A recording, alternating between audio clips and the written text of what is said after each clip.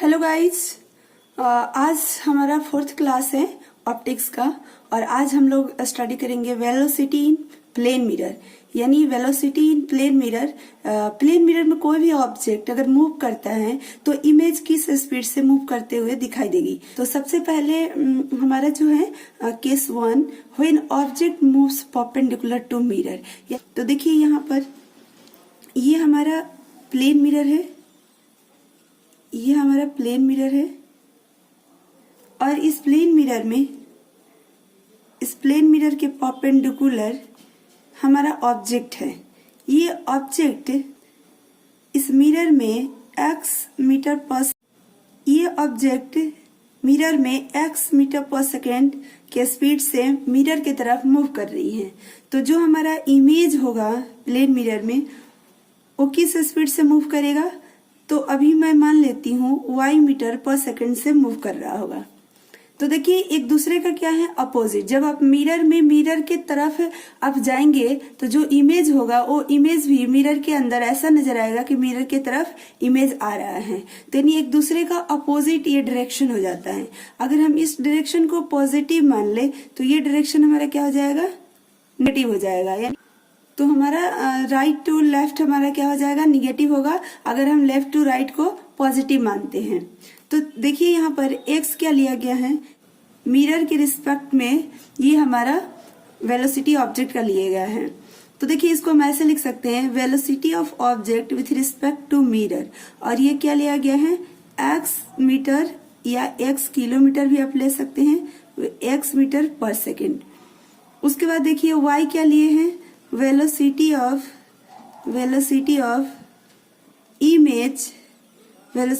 Image with respect to mirror. यानी mirror के ही रिस्पेक्ट में इमेज का वेलोसिटी y लिया गया है। यानी इसको हम ऐसे लिख सकते हैं, ये वेलोसिटी हमारा वेक्टर क्वांटिटी होता है, हम ऐसे लिख सकते हैं velocity of image with respect to mirror.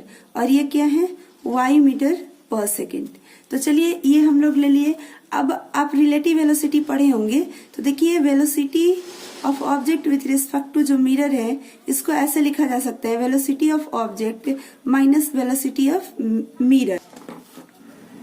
इसी तरह से ये हमारा है velocity of image with respect to mirror, तो इसको आप लिख सकते हैं velocity of image minus velocity of mirror. ठीक है, अगर इस डायरेक्शन को हमने पॉजिटिव लिया है तो ये हमारा पॉजिटिव हो जाएगा, ये हमारा पॉजिटिव हो जाएगा और ये हमारा निगेटिव हो जाएगा। वो डिपेंड करता है किस डायरेक्शन को हम पॉजिटिव, किस डायरेक्शन को निगेटिव ले रहे हैं। इस डायरेक्शन को भी हम पॉजिटिव, इसको निगेटिव ले सकते थे। एग्जाम्पल नंबर 1 है कि हमारा मिरर है, ये हमारा मिरर है। मिरर हमारा क्या है, बिल्कुल रेस्ट में है, मिरर हमारा रेस्ट में है, मिरर में कोई मूवमेंट नहीं है। अगर कोई ऑब्जेक्ट मिरर की तरफ 5 मीटर पर सेकेंड के स्पीड से मूव कर रहा है तो इमेज कितने स्पीड से मूव करेगा। तो इसका आंसर बहुत इजीली आप दे सकते हैं, velocity of object equal to velocity of image. आप देख रहे हैं दोनों इक्वल होगा। तो लेकिन यहाँ पर माइनस होगा, क्यों, क्योंकि डायरेक्शन एक दूसरे का क्या होगा, अपोजिट होगा। मैग्नीट्यूड इक्वल होगा, यहाँ भी -5 मीटर पर सेकेंड हो जाएगा। यानी जिस स्पीड से ऑब्जेक्ट मूव करेगी मिरर की तरफ, उसी स्पीड से इमेज भी मिरर के अंदर मिरर की तरफ मूव करेगी। लेकिन इसका जो डायरेक्शन क्या है, अपोजिट हो गया। तो हमारा जो मैग्नीट्यूड है वो इक्वल है, इसलिए हम लिख सकते हैं ऐसे, इसको मोड में लिख सकते हैं। तो इस तरह से आप लिख सकते हैं कि ऑब्जेक्ट का वेलोसिटी, इमेज का वेलोसिटी दोनों इक्वल है, तो इसको मोड में आप लिख सकते हैं क्योंकि मैग्नीट्यूड इक्वल है। बट ऐसे लिखना हो, वेक्टर फॉर्म में लिखना हो, तो दोनों की वेलोसिटी एक दूसरे के क्या है, अपोजिट है, तो आप माइनस साइन लगाकर उसमें लिख सकते हैं। तो आप क्या देखिए कि जब मिरर रेस्ट में हो तो हमारा जो वेलोसिटी है ऑब्जेक्ट का, जो वेलोसिटी ऑब्जेक्ट का है वही वेलोसिटी इमेज का भी है, बट डायरेक्शन अपोजिट है। चलिए दूसरा का सवाल करते हैं, दूसरा क्वेश्चन इस पर करते हैं। क्वेश्चन नंबर 2, इसमें देखिए ये हमारा मिरर है, प्लेन मिरर। इस केस में क्या है कि ये हमारा मिरर, यानी मिरर का वेलोसिटी ऑफ मिरर 2 मीटर पर सेकेंड। ये हमारा जो डायरेक्शन है मिरर का, ये डायरेक्शन है। और जो हमारा ऑब्जेक्ट है वो 5 मीटर पर सेकेंड के स्पीड से मिरर की तरफ मूव कर रहा है। तो अब आप बताएंगे जो हमारा इमेज है वो किस डायरेक्शन में किस स्पीड से मूव करेगा।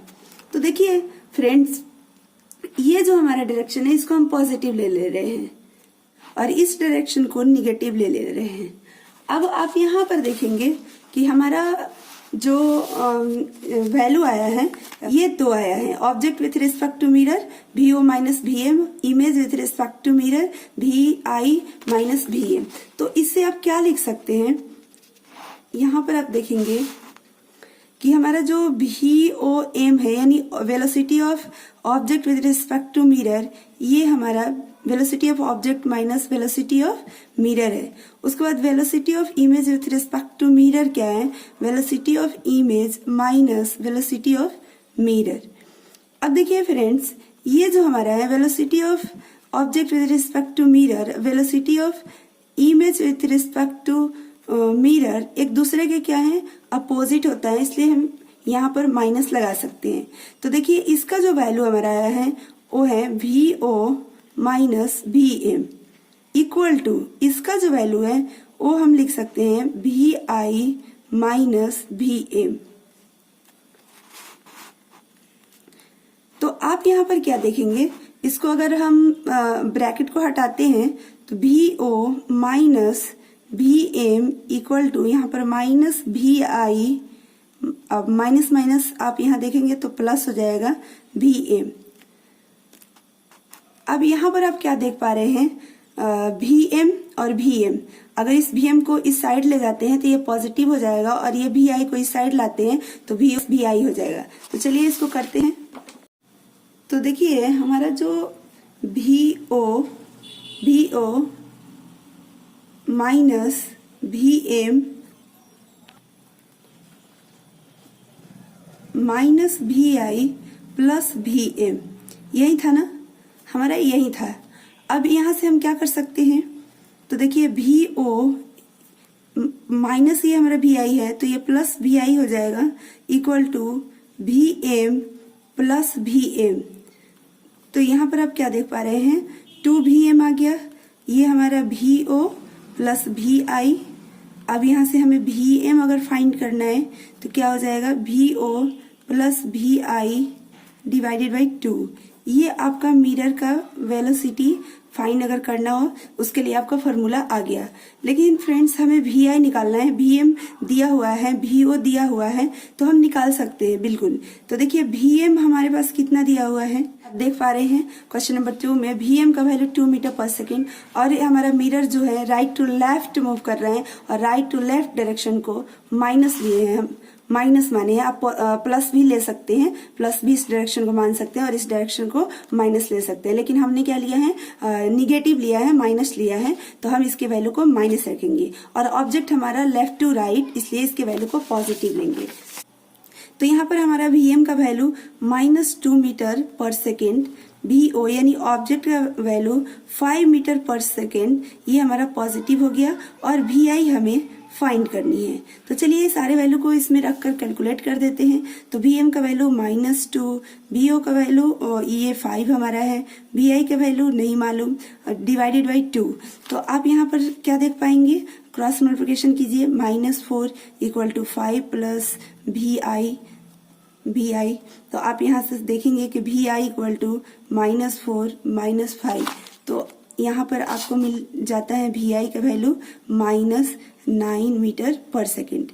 यानी इसका मतलब है कि ये जो हमारा मिरर था ये 2 मीटर पर सेकेंड के स्पीड से इस डायरेक्शन में राइट टू लेफ्ट, ऑब्जेक्ट हमारा 5 मीटर पर सेकेंड के स्पीड से लेफ्ट टू राइट, तो जो हमारा इमेज होगा वो आप देखिए निगेटिव आया है।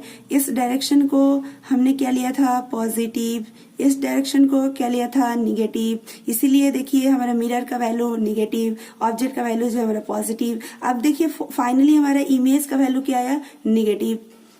फाइनली इमेज का वैल्यू नेगेटिव आने का मतलब क्या होगा कि हमारे नेगेटिव डायरेक्शन किसको लिए हैं, राइट टू लेफ्ट, यानी जो हमारी इमेज होगा इस डायरेक्शन में होगा। किस स्पीड से होगा, 9 मीटर पर सेकेंड के स्पीड से होगा। तो इस टाइप से ये क्वेश्चन आप सॉल्व कर पाएंगे। इसी में हमारा अगर मिरर रेस्ट में हो तो इसका वैल्यू हम 0 रख सकते हैं। तो देखिए रख करके, अगर मान लीजिए आपके पास Vm equal to VO plus VI/2 ये फॉर्मूला है।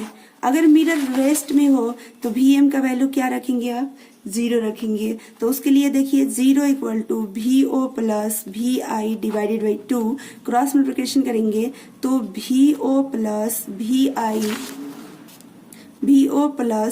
VI equal to 0। तो यहाँ से आपको VO इक्वल टू क्या आ जा रहे हैं, माइनस VI, जो कि हम लोग पीछे क्वेश्चन 1 में देखे थे कि ऑब्जेक्ट का स्पीड इमेज का स्पीड इक्वली होता है, लेकिन उसका डायरेक्शन अपोजिट होते हैं, इसलिए माइनस लगा है। कब भी जब हमारा रेस्ट में हो, अगर मिरर रेस्ट में नहीं हो तब आप इस फॉर्मूले का इस्तेमाल करके आप बना सकते हैं कोई भी।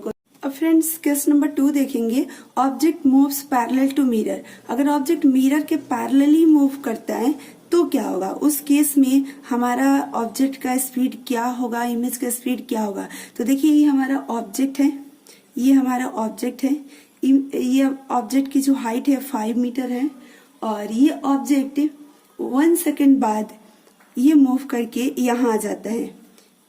इसकी हाइट तो नहीं चेंज हो जाएगी, हाइट तो सेम रहेगी। तो अब बताइए कि जो इमेज का जो स्पीड है वो स्पीड क्या रहेगा।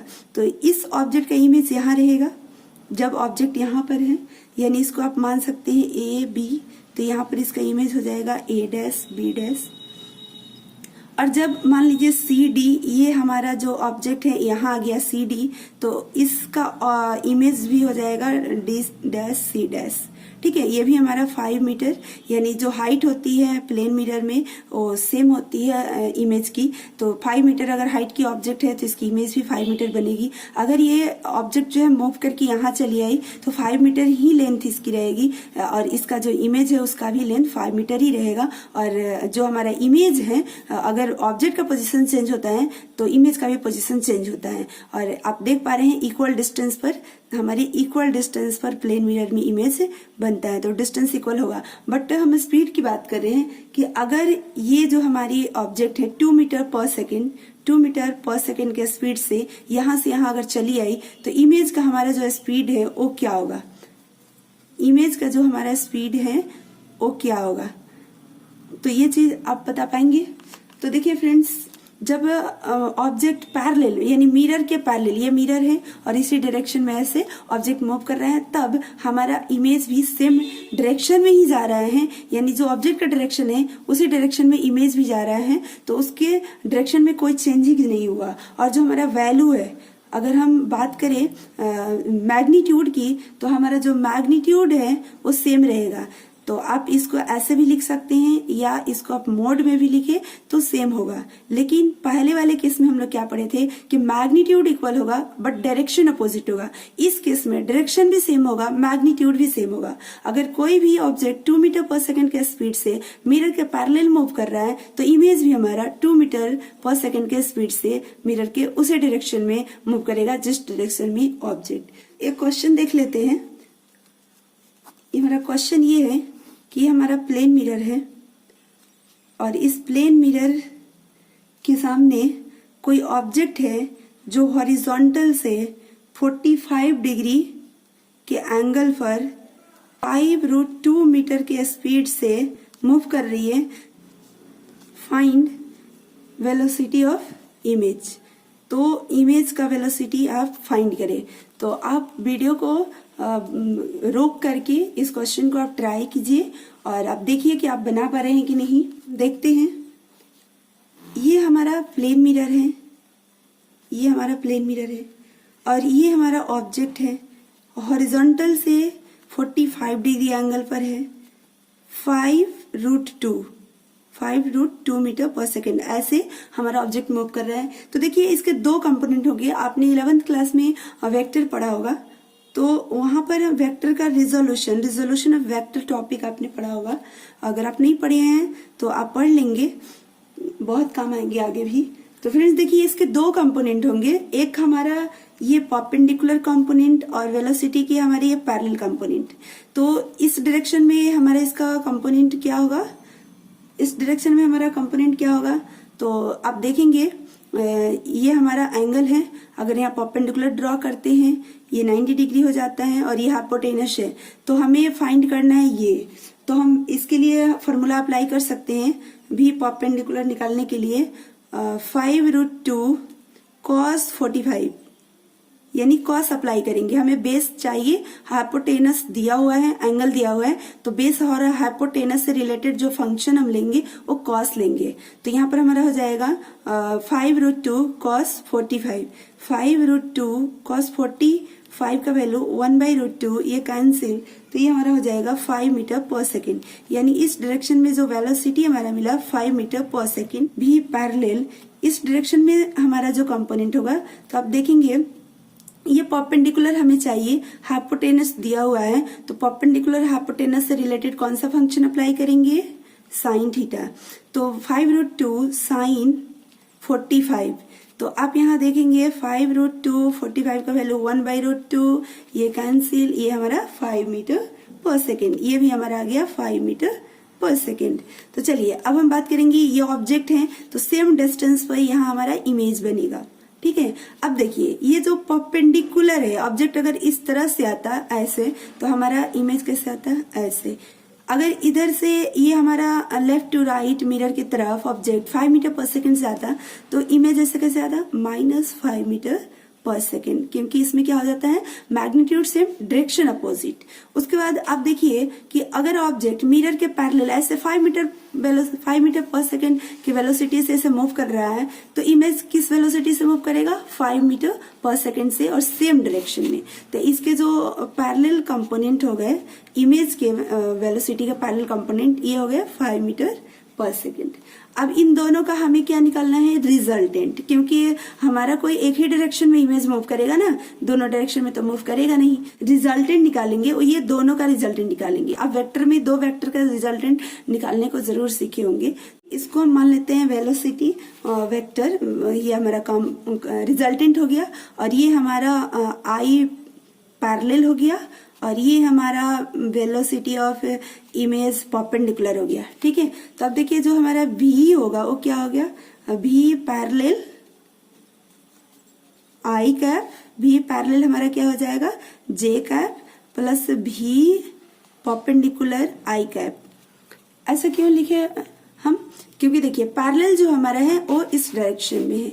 अगर इसको हम x लेते हैं और इसको हम y डायरेक्शन लेते हैं, तो x डायरेक्शन में यूनिट वेक्टर आई कैप, y डायरेक्शन में यूनिट वेक्टर जे कैप। तो आप यहाँ पर देखिए ये जो हमारा पैरेलल है वो y एक्सिस में है तो जे कैप, और जो हमारा परपेंडिकुलर है वो कहीं ना कहीं x एक्सिस में है तो हमारा आई कैप हो जाएगा। अब यहाँ पर वैल्यू रखेंगे परपेंडिकुलर पैरेलल का वैल्यू हमारा क्या है, तो देखिए पैरेलल का वैल्यू 5 मीटर पर सेकेंड, परपेंडिकुलर का वैल्यू तो ये हमारा जे कैप हो जाएगा। परपेंडिकुलर का वैल्यू कितना है, देखिए -5 मीटर पर सेकेंड, डायरेक्शन की वजह से माइनस यहाँ लगा है, तो -5 मीटर पर सेकेंड आई कैप, यहाँ हमारा आई कैप हो जाएगा। अब इसका हमें चाहिए मैग्नीट्यूड, तो मैग्नीट्यूड क्या हो जाएगा, तो आप देखेंगे आई कैप के कोफिशिएंट का स्क्वायर जे कैप के कोफिशिएंट के स्क्वायर का सम और उसका स्क्वायर। तो आप देखेंगे हमारा जे कैप का कोफिशिएंट कितना है 5 का स्क्वायर, आई कैप का कोफिशिएंट कितना है -5 का स्क्वायर। तो यहाँ से हमारा v निकलेगा और ये v किसका निकलेगा, भी आई हमारा निकलेगा, यानी इमेज का वेलोसिटी, नेट वेलोसिटी। तो आप यहाँ पर देखेंगे 20, ये भी हो जाएगा 25, तो हमारा यहाँ से भी आ जाएगा 50√50, ये 5√2 हो जाएगा मीटर पर सेकेंड। आप समझ गए होंगे कि जो हमारा इमेज का वेलोसिटी है वो कितनी होगी 5√2 मीटर बस मैं उम्मीद करती हूँ कि आप सभी लोगों को समझ में आया होगा। अगर समझ में नहीं आ रहा होगा तो आप लोग कमेंट बॉक्स में कमेंट करके जरूर बताएंगे कि आपको समझ में आ रहा है या नहीं आ रहा है। तब तक आप लोग स्टडी करते रहिए, पढ़ाई करते रहिए।